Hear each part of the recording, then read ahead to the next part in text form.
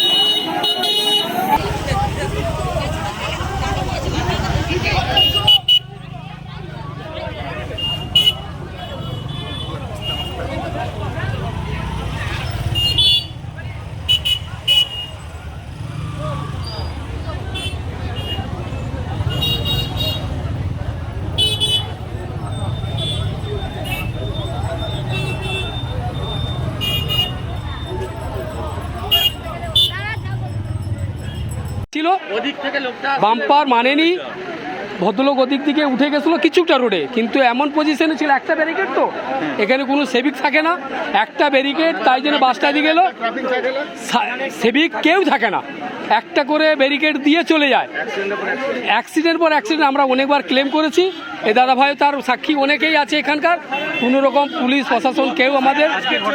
আজকে ভদ্রলোক উঠে যেতে জোরালোভাবে মেরেছে, লোকটা মারা গেছে কি এখনো ঠিক খবর আসেনি, হাসপাতাল নিয়ে গেছে থানায়, মারা গেছেই।